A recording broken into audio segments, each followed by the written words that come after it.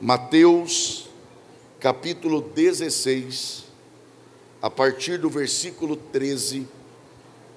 Os que encontraram, por favor, se manifestem dizendo graças a Deus. Graças a Deus. A palavra do Senhor diz assim: E chegando Jesus às partes de Cesareia de Filipe, interrogou os seus discípulos, dizendo: Quem dizem os homens ser o Filho do Homem? E eles disseram: uns João Batista, outros Elias, e outros Jeremias ou um dos profetas. Disse-lhes ele, isto é, Jesus: E vós, quem dizeis que eu sou? E Simão Pedro, respondendo, disse: Tu és o Cristo, o Filho do Deus vivo. E Jesus respondendo, disse-lhe: Bem-aventurado és tu, Simão Barjonas, porque não foi carne e sangue quem tu revelou, mas meu Pai que está nos céus.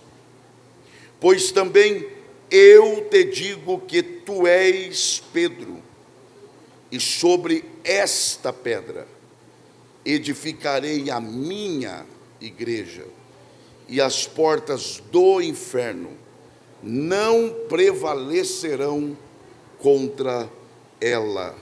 E só os que podem digam amém. Amém. Muito obrigado, e que Deus, por graça, mais uma vez, abençoe a exposição de sua palavra. Nos próximos minutos eu quero contar, em primeiro lugar, com o indispensável auxílio do Espírito Santo, e em segundo lugar, com o máximo de sua atenção. Primeiro porque não é meu propósito aqui lhes cansar, mas é meu objetivo, ao menos tentar aqui, ser fiel ao que Deus tem colocado no meu coração para esta noite tão especial de sábado. E eu começo reconhecendo que nós estamos diante de um texto que, por um lado, é um texto extremamente conhecido de todos nós, se não todo ele, pelo menos parte do que nós lemos é extremamente familiar, conhecido. Eu diria, é um texto comum a todos nós. Por outro lado, é também um texto que traz em si uma promessa não só conhecida, mas também uma promessa amada por todos nós. Inclusive, eu diria que se trata, se não da promessa maior, uma das promessas maiores a que nós temos acesso, feitas por Jesus a respeito da igreja. Porém, se nós queremos de verdade, pelo menos tentar, e quando eu uso a expressão tentar, eu estou sendo muito sincero com vocês.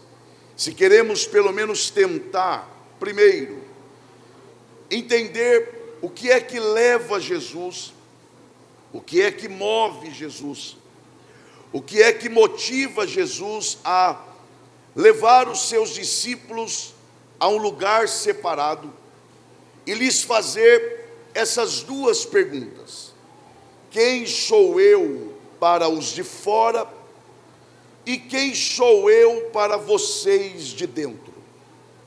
O que é que está movendo Jesus nesta direção? O que é que faz com que Jesus mova tudo isso para fazer essas duas perguntas aos seus discípulos? além disso, se queremos também identificar os objetivos de Jesus com esta reunião, é preciso trilharmos pelo caminho correto da interpretação desse texto. E o primeiro passo nesta direção não é olhar, jovens, não é olhar apenas para aquilo que foi lido, pois esta é uma tendência que nós temos de ler e nos prendermos apenas àquilo que lemos. É preciso olhar para além do texto, é preciso enxergar para além daquilo que está escrito. E aí aqui eu não estou propondo de ler apenas os versículos que vêm antes e nem tampouco os que vêm depois. O que eu estou propondo aqui nesse início é de nós termos a dedicação e a capacidade de olharmos para além do capítulo. Olhar para além do capítulo é olhar para o Evangelho como um todo. É isso mesmo. Se queremos entender esta conversa de Jesus com seus discípulos, é preciso lançarmos um olhar, ainda que rápido, eu prometo, para este Evangelho. Pois, assim como os demais evangelistas, Marcos, Lucas e João, quando Mateus escreve este Evangelho, ele está debaixo da inspiração do Espírito Santo. Agora, aqui é preciso destacar algo, de que o estar debaixo da inspiração do Espírito Santo não é o mesmo que alguém possa pensar que Mateus estivesse fora de si, porque há quem pense que estar debaixo da inspiração do Espírito é alguém que está em transe. Há quem pense que quanto mais cheio do Espírito Santo, mais a pessoa fica fora de si. Muito pelo contrário, o Espírito Santo ele não rouba a razão de ninguém. Aliás, o apóstolo Paulo, quando escreve à igreja em Roma, ele orienta aquela igreja e agora nós, dizendo que quando formos prestar um culto, não é para o nosso culto ser emocional, não, o nosso culto deve ser um culto racional. O apóstolo Pedro, por exemplo, quando escreve a sua carta universal, portanto serve para nós também, ele diz que nós devemos estar prontos para respondermos com mansidão. Não é a emoção, mas é a razão da nossa esperança. Sabe qual é o problema para você que está atento aqui? É que nós às vezes somos inclinados a pensar que a emoção é mais espiritual do que a razão. Não. Ora, quem é que deu ao homem a capacidade de sentir? Deus. E quem é que deu ao homem a capacidade de pensar? Deus. Então, se a fonte é a mesma, o valor é o mesmo. Então eu devo servir a Deus com as minhas emoções, mas eu também devo servir a Deus com a minha razão. O que é que eu estou querendo dizer com isso? Que quando Mateus está escrevendo este Evangelho, ele está sob a direção do Espírito, e estar sob a direção do Espírito é que o Espírito está o direcionando, inclusive no que diz respeito à sua razão. É por isso que Mateus ele tem clareza sobre algumas coisas. Por exemplo, ele tem clareza sobre para quem ele está escrevendo. Porque, por exemplo, Marcos escreve para os romanos, Lucas escreve para os gregos, João escreve para toda a raça humana e Mateus escreve para os judeus. É por isso que, se você ler com atenção o Evangelho de Mateus, você não encontrará a expressão reino de Deus, mas você encontrará a expressão reino dos céus. Não é que reino de Deus é uma coisa e reino dos céus é outra, não. É porque como Mateus está escrevendo para judeus, e os judeus, eles evitam usar a expressão Deus, e Mateus quer ser lido por esse público, Então ele respeita a cultura desse povo para não ter barreiras. Então ele substitui a expressão Deus pela expressão dos céus. Por isso eu estou tentando dizer a vocês que Mateus ele tem clareza sobre para quem Deus quer que ele envie esse evangelho. Mas ele não tem clareza somente sobre isso. Ele também tem clareza sobre o que Deus quer que ele escreva. Isto é, ele tem clareza sobre o tema que ele deve escrever nesse evangelho. Qual é esse tema?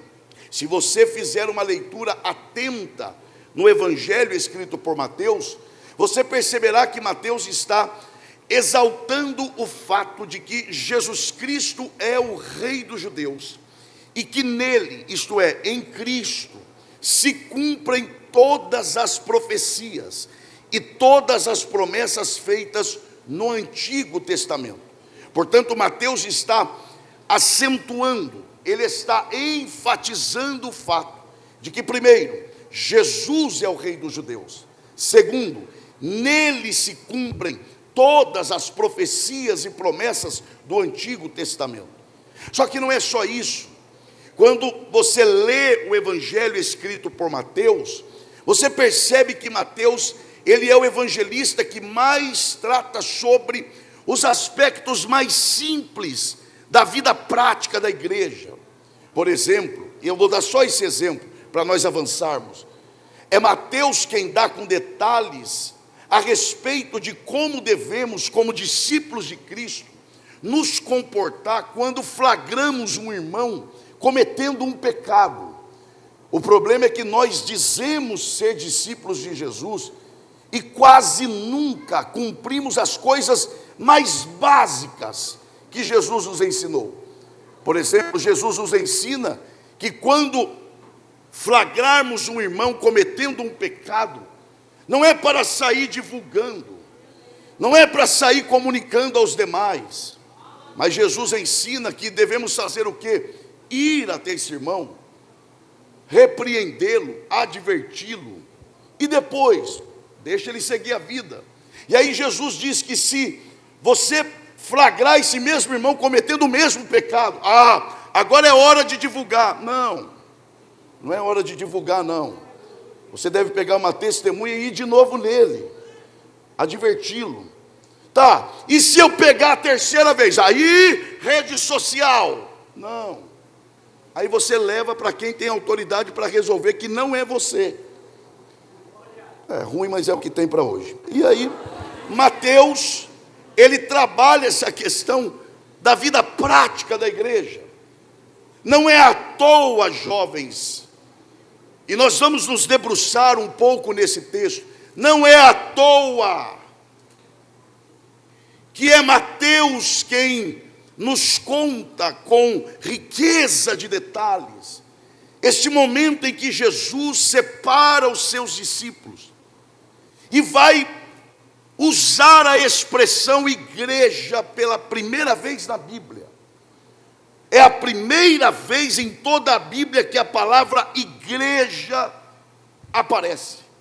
No Antigo Testamento aparece em termos correlatos, como por exemplo, Carral, que é o que? A Assembleia dos Justos, uma reunião em torno do nome de alguém. Ou Edá, que é o que? Alguém que não tinha sobrenome, mas agora alguém que tem autoridade dá nome a essa pessoa. Essa é a ideia de igreja no Antigo Testamento.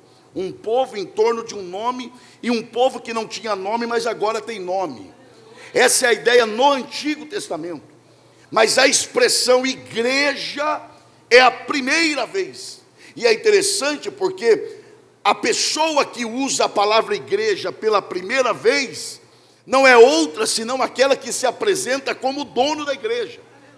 Porque é ele quem tem o direito de falar sobre ela pela primeira vez. Afinal, ele diz: edificarei a minha igreja. Então, se ela é minha, eu falo sobre ela a hora que eu quiser. E aí, é esse o momento. Se puder me dar só um pouquinho de retorno, eu agradeço. Eu não falo mais sobre isso. É nesse momento em que Jesus separa os discípulos e os leva a um lugar. E este lugar é significativo porque, primeiro, Jesus, como eu tenho dito aqui, ele vai usar a expressão igreja pela primeira vez. É um momento importante, especial, singular na história. Não só isso, ele vai fazer uma das maiores promessas à igreja. Qual é o lugar que ele escolhe para isso?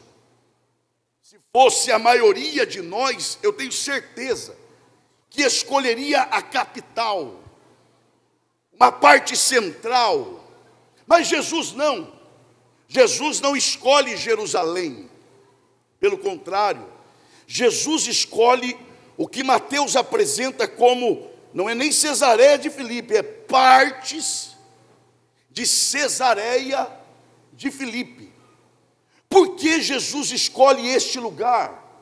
Por que não Jerusalém, a capital social, política, econômica, religiosa, espiritual de Israel? Por que ele escolhe Cesareia de Filipe? Que lugar é esse? Dentre outras características, Cesareia de Filipe era uma região majoritariamente habitada por gentios, isto é, não judeus. Isso quer dizer que na concepção dos judeus, lá estava um povo amaldiçoado, separado do plano de Deus, excluídos da visão de Deus. E é lá que Jesus escolhe para falar sobre a igreja pela primeira vez. E mais, Jesus tem clara consciência de que os fariseus não habitavam ali, nem sequer iam lá. E Jesus também sabe que sempre quando ele se encontrava com fariseus, tinha debate, embate, discussão, desconforto. E agora Jesus escolhe esse lugar, que ele sabe, os fariseus não vão lá. E por que Jesus está escolhendo esse lugar? Porque ele quer um ambiente de paz, para falar sobre a igreja. E nesse ambiente de paz, ele fala sobre a igreja pela primeira vez. E é claro, jovens, ele está emitindo uma mensagem sem palavras. Qual é a mensagem? A mensagem é de que ele projetou uma igreja que seja um lugar de paz e que seja promotora da paz. Jesus está deixando claro de que igreja não é lugar de guerra, não é lugar de dissensão, não é lugar de divisão, não é lugar de disputa. Igreja é lugar de paz, e a igreja existe para promover a paz. Se você pode, diga bem forte assim: a igreja existe para viver em paz e para promover a paz. Então é nesse ambiente de paz que Jesus, ele fala com os seus discípulos e ele abre aquilo que eu chamo de, essa não é uma linguagem muito de vocês, mas eu vou explicar. AGE, que negócio é esse? Então, AGE é a Assembleia Geral Extraordinária, coisa de convenção. É uma reunião fora da programação. Eu chamo esta reunião de Jesus com os discípulos como uma AGE, uma reunião fora da programação. Jesus separa os discípulos e diz: nós vamos nos reunir. E a reunião é curta, rápida, porque eu tenho apenas 2 pautas para trabalhar com vocês. Primeira, agora vamos lá. Observem os detalhes, jovens. A pergunta é: quem dizem os homens ser o Filho do Homem? Vai lá, olha a pergunta. Jesus diz quem e não o quê. Ele não está perguntando, jovens, preste atenção nisso, o que os homens dizem que eu sou. Não, ele diz quem.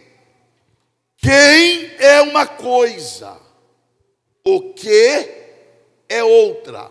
Então vai lá, você que está interessado. A pergunta é: quem e não o quê? Quem os homens, olha agora, dizem, qual é o verbo agora? Ser, não é fazer.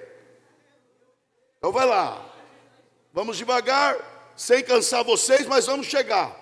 A pergunta então não é o quê, e tem gente que vai perder isso aqui.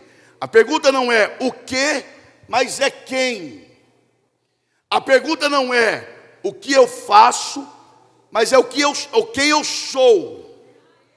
Tá? Então a pergunta é: quem os homens dizem ser o Filho do Homem?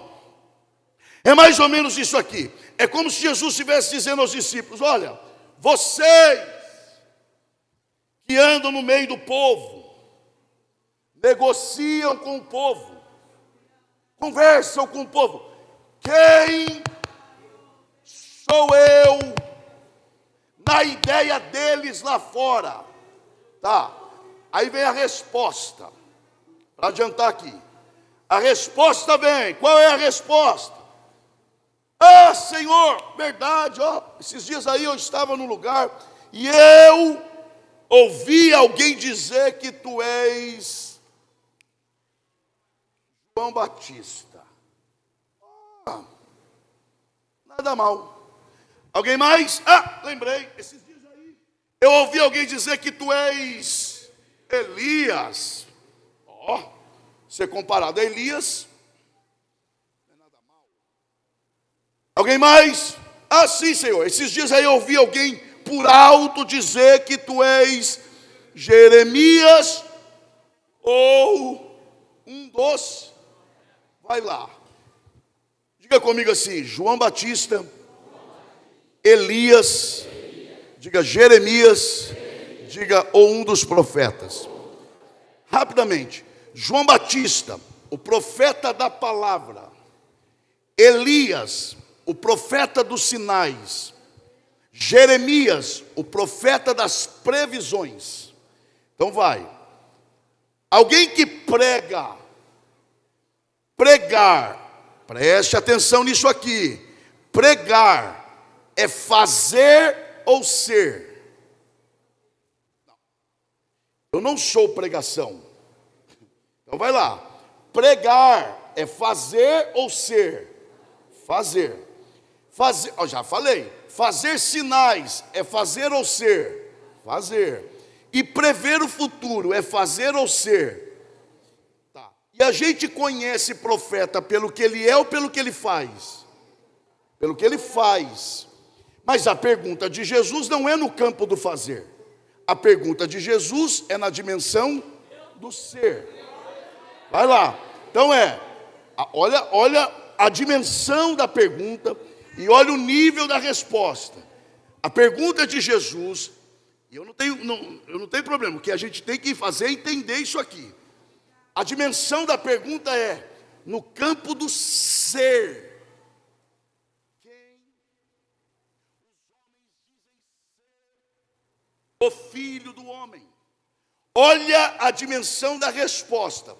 Para os de fora tu és o profeta da palavra, o profeta dos sinais, o profeta das previsões, ou um dos profetas. Ou seja, Jesus está perguntando no campo do ser, e as pessoas lá de fora o veem na dimensão do fazer. Agora, não é tarefa fácil, olhem para cá, não é tarefa fácil responder quem se é. Aliás, deixa eu dizer aqui, já viu o crente que diz assim, ó, eu não estou nem aí para o que falam sobre mim. Não, tem uns que é tão íntimo de Deus que diz assim, porque o meu negócio é eu e o Pai. Aqui não me importo com o que falam sobre mim. Bom, então você está melhor do que Jesus, porque Jesus se importou com o que os outros falavam dele. Eu vou esperar aqui. Jesus parou os discípulos só para saber o que os outros falavam sobre ele. Aliás, eu vou dizer uma verdade. Crente que fica dizendo, eu não estou preocupado com o que os outros falam de mim, é porque no mínimo tem algo a esconder.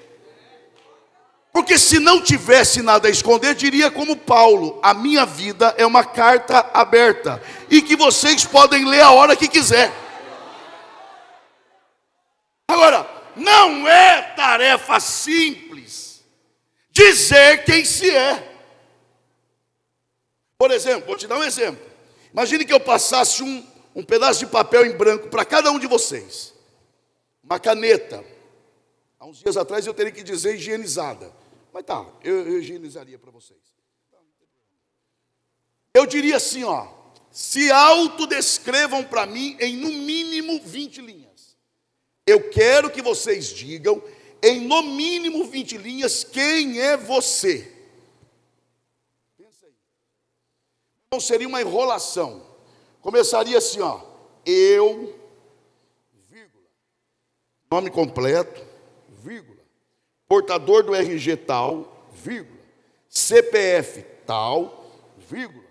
Domiciliado à rua tal, filho de tal, pai, irmão de, só para enrolar. Porque não é tarefa fácil dizer quem você é. Você quer ver como é verdade? Quando você está numa fila de um banco, e naquele dia você está a fim de conversar, encontra uma pessoa que também está. Começa a conversa. Geralmente a primeira pergunta é, qual é o seu nome? Aí fala o nome. Vai conversando. Se quer alimentar a conversa, geralmente a pergunta é, o que você faz? Que a pergunta é o quê? No que você trabalha. Ou seja, a primeira pergunta é, qual é o seu nome? A segunda pergunta geralmente é, o que você faz? Mas ninguém pergunta, quem é você? Porque se perguntar é capaz de você dizer, não, já te falei meu nome. Não, dizer nome é uma coisa, dizer quem você é outra coisa. Agora, por que geralmente não se pergunta quem é você? Porque não é tarefa fácil dizer quem se é. Se defina para mim. Como é que você se definiria em 20 linhas? Eu sou, aí define. Não é tarefa fácil. E é nesse nível que Jesus está perguntando. Quem sou eu para eles? A resposta é, o que eles sabem sobre o Senhor é apenas no campo do fazer, e não de quem tu és. Tá, Jesus releva, porque afinal são de fora, e diz assim, tudo bem, eu vou tolerar porque eles são de fora. Mas vamos para a segunda pauta da reunião. Se ajeita aí. E vocês? Isso. Vocês que andam comigo. E agora não adianta olhar para o lado não. Comem comigo. Ouvem as minhas palavras de perto. É isso. Vocês que cantam para mim. Isso, vocês que pregam em meu nome, quem sou eu para vocês? Olha, eu não posso afirmar, mas eu posso imaginar Tiago cutucando o seu irmão João e dizendo, vai, você não é o chegado, o íntimo, o que reclina a cabeça no peito, vai aí, diga aí quem ele é. Ele, eu? Ou não? De repente, levanta Pedro. Atente para isso aqui, ó. Que ainda não era Pedro, era só Simão. Levanta Simão e diz, eu sei quem tu és. Sabe? Sei.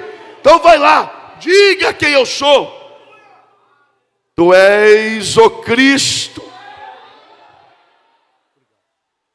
o Filho, obrigado, o Filho do Deus vivo. Quem ainda está animado aqui para ouvir a palavra, diga amém. Observem que a declaração de Pedro, ela está dividida em duas partes. Gente, faz um esforço aqui. A declaração de Pedro está dividida em duas partes. Marcos, por exemplo, quando ele registra esse episódio, ele só coloca a primeira parte: tu és o Cristo. Por que ele faz isso? Por causa do propósito do seu evangelho, que é diferente do de Mateus. Mateus ele relata tudo o que Pedro falou.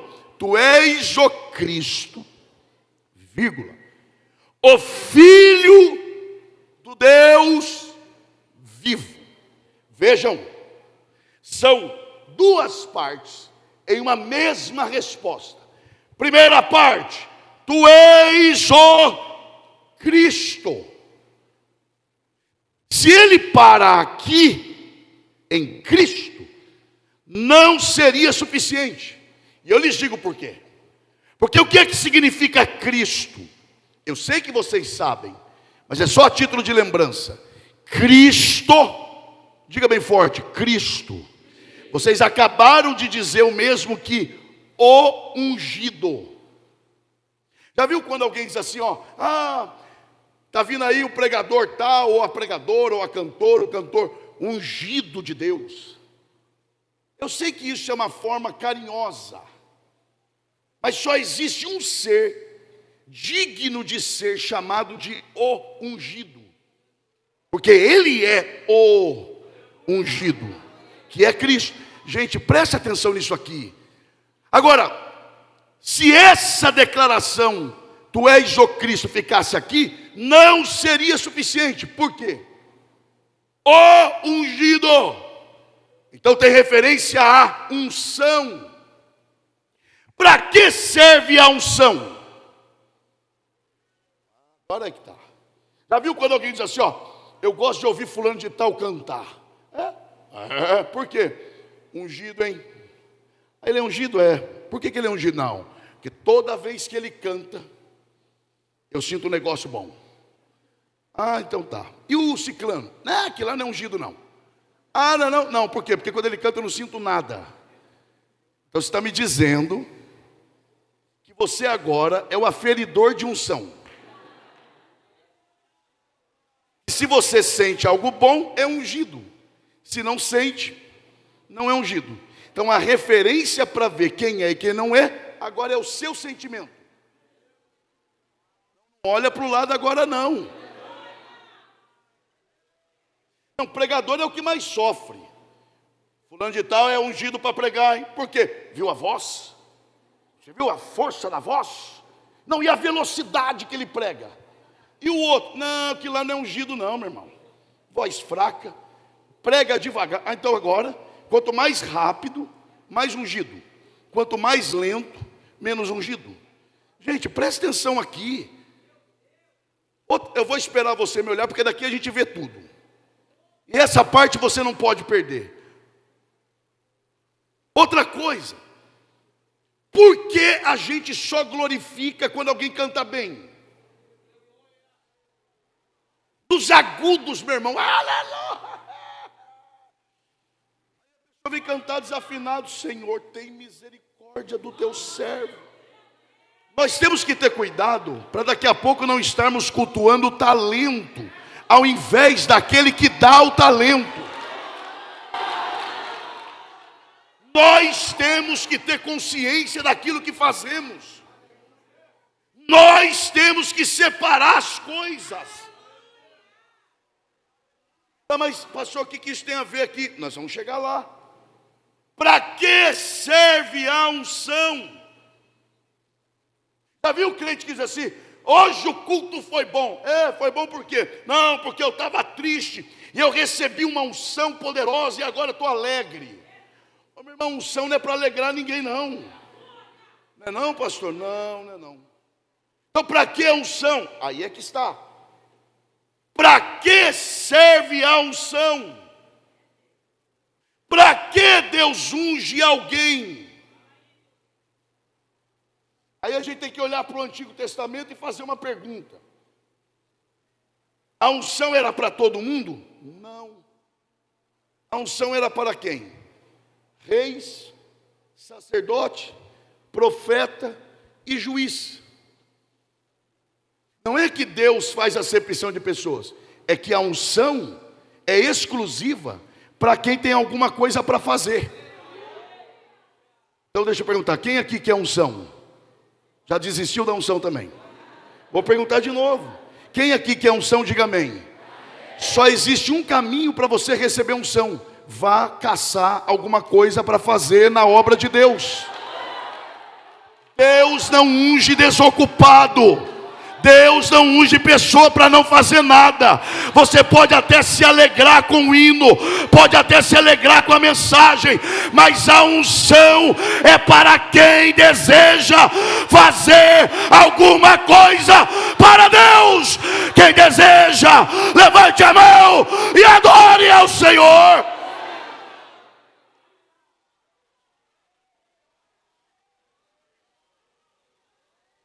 Ah, pastor, e o que isso tem a ver com o texto? É que se Pedro, preste atenção nisso, se Pedro tivesse ficado apenas na parte, tu és o Cristo, é uma declaração linda, porque o que ele está dizendo é, tu és aquele que é o único capaz de realizar com perfeição a obra que veio realizar. Isso é lindo, mas ainda está no campo do fazer. Se ele parasse aqui, é bonito, é verdade, mas não é toda a verdade. Só que ele olha para Jesus e diz, mas o Senhor não é só capaz de fazer a obra com perfeição. Eu estou enxergando algo a mais. Tu és o Cristo, mas não é só o Cristo. Tu és o ungido, mas não é só ungido. Tu és o Cristo, o Filho do Deus vivo. Quando ele declara isso, Jesus reage na hora. Por quê? Porque, jovens, preste atenção nisso. Isso aqui é a verdade central da nossa fé. Jovens, por amor à sua alma. Jovens aí atrás, por amor à sua alma. Isso aqui é a base da nossa fé. Por que dizer o Filho do Deus vivo é algo que faz Jesus reagir? Porque hoje, ler o que Pedro falou e reagir com alegria é fácil. Agora, o que é que ele quer dizer com o Filho do Deus vivo? É que a gente se prende à expressão filho. Se você pode, diga filho. Na nossa cultura ocidental, qual é a ideia de filho? Primeiro, é aquele que é gerado pelo pai. Na nossa ideia. Segundo, filho é aquele que vem depois do pai. Terceiro, na hierarquia, filho está abaixo do pai. Essa é a nossa ideia. O pai gera o filho, o pai vem antes do filho, e o pai é superior ao filho. Mas quando Pedro diz, tu és o Filho do Deus vivo, a ideia de filho aqui não é essa que nós temos. Qual é a ideia? João 3,16. Porque Deus amou o mundo de tal maneira que deu o seu filho, o que mesmo? Diga bem forte para a vizinhança saber que está tendo congresso. Diga unigênito. Agora, o que quer dizer unigênito? Não é único. Até porque Deus não tem só um filho. Não tem sim, tem não, então você não é filho não? Não, mas eu sou adotado. É adotado, mas é filho. Tá, então o que é que quer dizer unigênito? Unigênito não quer dizer único. Unigênito é a junção de duas palavras. Uni, de único, e gênito, de gênesis, origem, fonte, procedência, essência. Então, quando a Bíblia chama Jesus de unigênito Filho de Deus, ela está dizendo, ele é o único que procede de Deus, vem de Deus, é da fonte do próprio Deus, é da essência de Deus, ou seja, ele é o próprio, ele é o próprio Deus. Quando Pedro diz, tu és o Filho de Deus, ele está dizendo, eu enxerguei que tu és mais do que ungido, tu és o próprio Deus, tu és o Deus encarnado, tu és o Emanuel, tu és o Deus conosco, tu és o Deus entre nós. Isso não te alegra, não?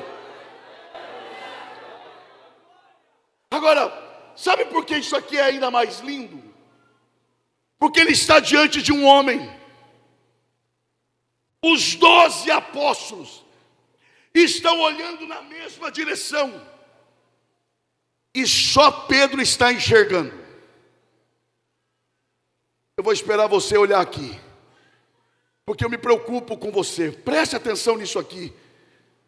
Por certo, Jesus naquele deserto, com o rosto suado, e Pedro olhando para ele, rosto suado, vestes empoeiradas, e não só isso, cansado, mas Pedro está olhando, e está dizendo, eu estou olhando para a mesma direção de todos, mas eu estou enxergando, além do rosto suado, eu estou vendo de onde o Senhor vem, tu és o próprio Deus. Tá, é uma pena. Quando Pedro declara isso, na mesma hora Jesus reage e diz, você é um bem-aventurado. Agora, para você jovem que está atento aqui, dá para imaginar o que é Pedro, com a personalidade que ele tinha, ouvindo uma declaração dessa de Jesus? Porque deixa eu te dizer uma coisa, todos estão ali. Aliás, deixa eu perguntar, quem está aqui, diga amém. Amém. Tem gente que nem responde que está, porque até esqueceu que está. Ele acha que está em qualquer lugar, mas ele até esqueceu de onde é que ele está. Mas eu vou perguntar de novo, quem está aqui, diga amém. Amém. Quem está ouvindo o que está sendo dito, diga amém. Quem está vendo ou quem está olhando para o que está acontecendo, diga amém. Amém. Agora, estar aqui, ouvir o que está sendo dito e olhar na mesma direção, não significa que você está entendendo o que está acontecendo aqui. Porque os apóstolos estão ali todos juntos, olhando na mesma direção, vendo a mesma pessoa, mas não estão enxergando o que só Pedro enxerga.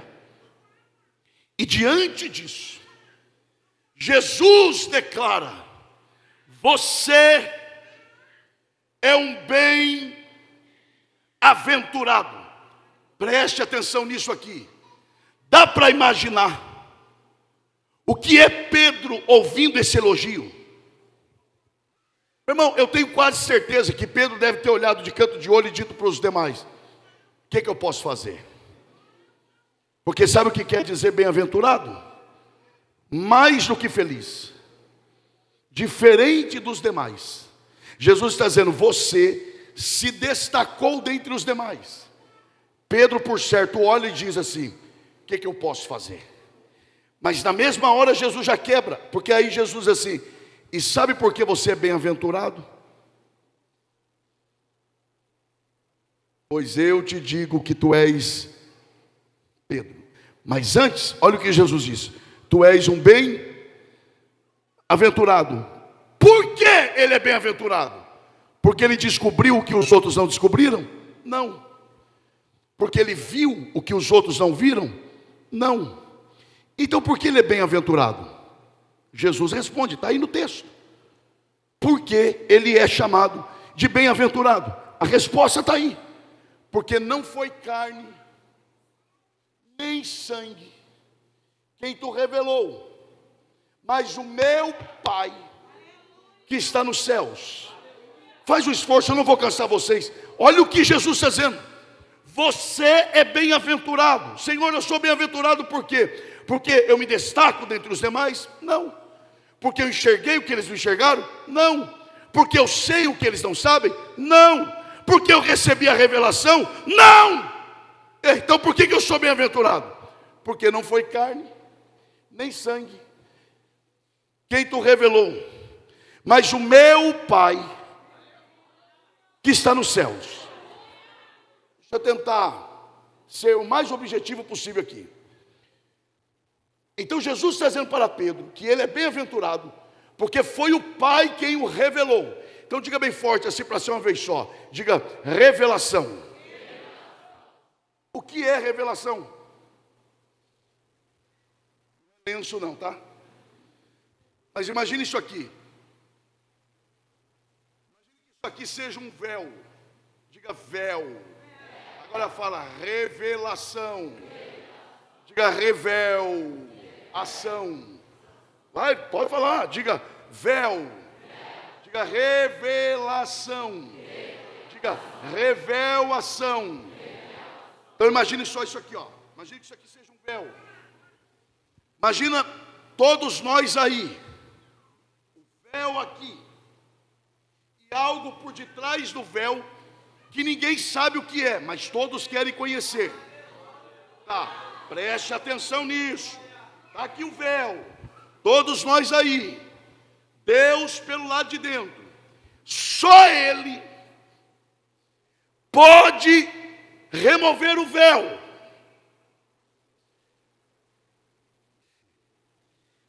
E por que você acha que Jesus falou? Mas quem te revelou foi o meu Pai que está no... Esse no céu é para mostrar o contraste entre Ele e nós. Ele no céu e nós aonde? Vai lá, Ele no céu e nós aonde? Ele sendo Deus e nós o quê? Seres humanos. Ele ilimitado e nós o quê? Tá, o que Jesus está dizendo é, esse Deus, que não depende de nós, de vocês, para nada. É isso mesmo. Esse Deus, preste atenção nisso.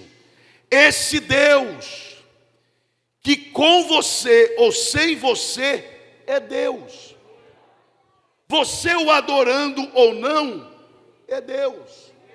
Você sendo santo ou não, Ele é santo e é Deus. Você o amando ou o rejeitando, Ele é Deus. E Ele não depende de nós para nada.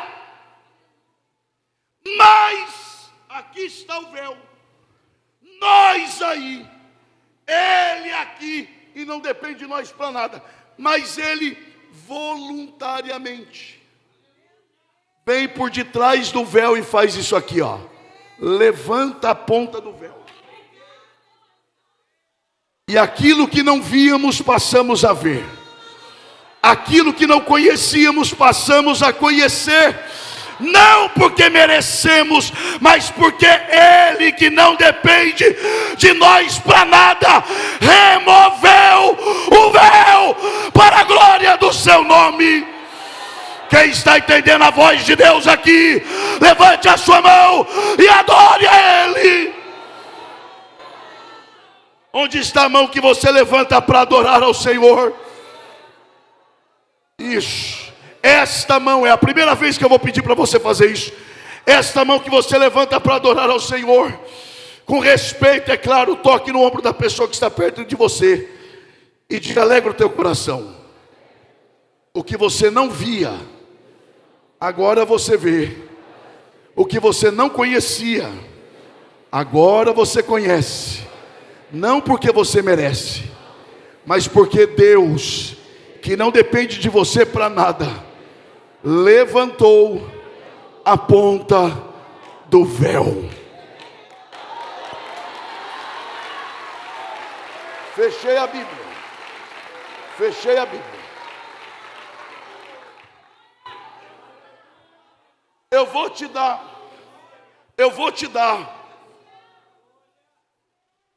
dar um exemplo. Um exemplo. Jesus está crucificado na cruz do meio. De um lado, um ladrão. Olhem para cá, olhem para cá. Do outro lado, outro ladrão. Para você que ainda está atento, eu preciso compartilhar pelo menos mais isso com vocês. Jesus crucificado no meio, um ladrão à direita, um ladrão à esquerda. Eu vou perguntar, não responda alto não, para você. Quantos ladrões zombaram de Jesus naquele dia? Não foi só um, os dois zombaram.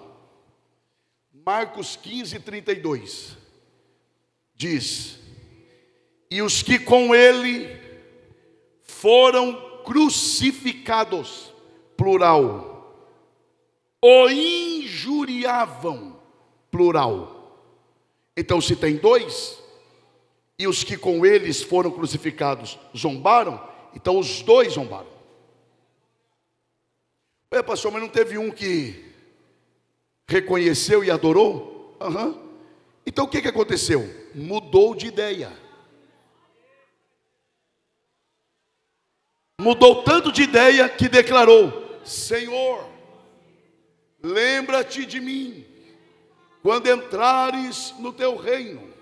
Ora, chamar Jesus de Senhor, dizer lembra-te de mim, e dizer que ele tem um reino, é declarar que ele é Deus. E só declara que é Deus por meio do quê? Fé. E a fé vem pelo e ouvir o quê? A palavra. Mas naquele dia ninguém pregou, você que pensa. A atitude de Jesus pregou. Ele está apanhando e está dizendo: Pai, perdoa-lhes, porque não sabem o que fazem.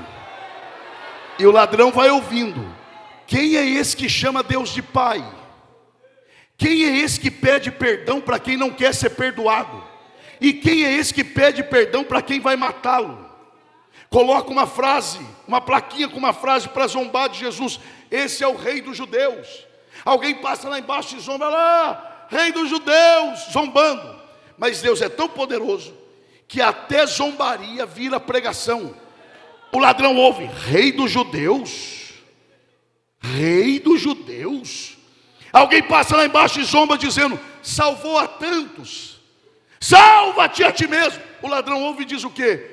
Se salvou a tantos, então pode salvar a mim também. Já sei quem ele é. Senhor, lembra-te de mim quando entrares no teu reino. O que é isso aqui? Porque reconhecer Deus assentado num alto e sublime trono é fácil. Eu quero ver reconhecer Deus crucificado. Aí é só por revelação mesmo, mas Deus revela, tira a venda dos olhos e eu passo a ver o que eu não via. Quem recebeu essa revelação, com a permissão do pastor, esteja em pé, adorando ao Senhor.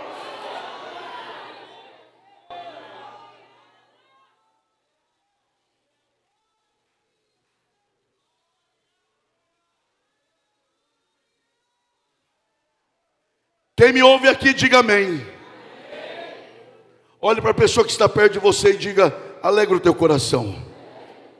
Nós somos alvos da revelação de Deus.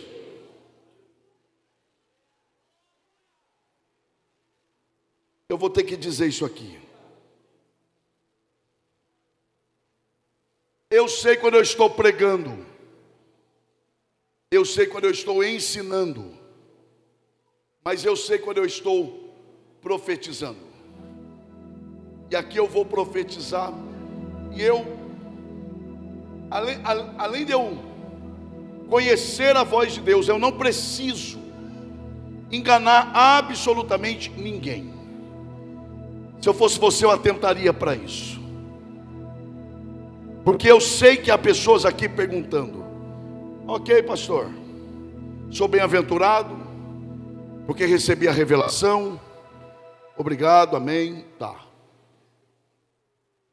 Mas então por que eu, como crente, às vezes sofro o que outros não sofrem?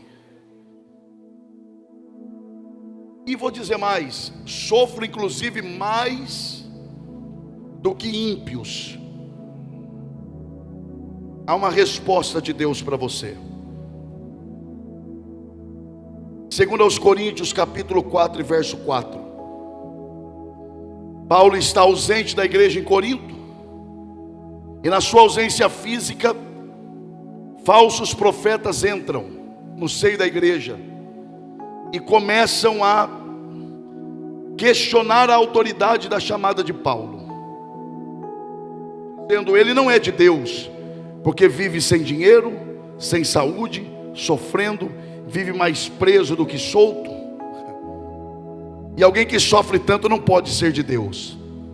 Paulo escreve a carta, e no verso 4 ele diz assim, nos quais o Deus, com D minúsculo, deste século cegou o entendimento dos incrédulos, para que não venham ao pleno conhecimento da verdade, que é o que? A imagem de Cristo revelando o Pai. Os ímpios, ele está dizendo, os incrédulos não têm a revelação. Verso 4. Verso 7 ele diz: temos porém, é a continuação do verso 4. Eles não têm, mas nós, é isso. Eles não conhecem, mas nós conhecemos. Temos porém este tesouro. Não é um, é este. Então não é o Espírito Santo, embora o Espírito Santo seja um tesouro, mas ali não é o Espírito Santo, é esse tesouro. Que tesouro é esse? É o que ele fala no verso 4: o conhecimento da verdade. Temos porém este tesouro, a revelação de quem Jesus é, escondida onde? Dentro de vaso de barro. Por que Paulo diz isso? Porque era uma prática comum na época. Alguém tinha ouro, não precisava do ouro naquele momento, derretia o ouro, colocava num vaso de barro, tapava e escondia no deserto. Depois de um tempo, preciso do ouro, vai lá, pega o vaso. O tempo passou, o ouro endureceu pelo lado de dentro. Qual é a única forma de tirar o ouro de dentro do vaso? Quebrando o vaso. Quando Paulo diz: o tesouro está escondido em vaso, ele está dizendo: sabe por que eu sofro? Não é porque Deus não está comigo. Eu sofro porque Deus revelou algo tão especial, está dentro de mim. E para que isso seja revelado a vocês, Ele me quebra todos os dias, para que esse tesouro se manifeste a vocês. Onde está a mão que você levanta para adorar ao Senhor? Eu não sei em que momento a cantora Rebeca pode louvar o Senhor, quando ela desejar, e quando a liderança também autorizar. De minha parte está tranquilo. Levante uma de suas mãos aos céus, toque o ombro da pessoa que está perto de você e diga: alegra o teu coração, há um tesouro em você. Diga: e Deus sabe como revelar esse tesouro. Glória a Deus. Alegra o teu coração nessa noite. Pode até não ter coisas que os de fora têm às vezes, mas há algo dentro de você que Deus revelou a você.